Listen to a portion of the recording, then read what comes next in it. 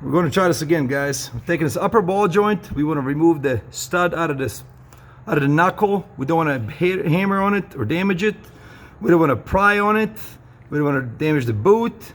So here's what you do. You take two hammers. If you take one hammer and you hit it right here on the side, you're going to put a lot of pressure here on this knuckle, on this joint. So we want to hit it from both sides evenly. Here's how it works.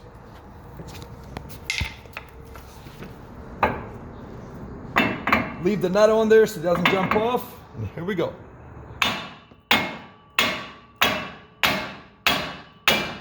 Boom, done.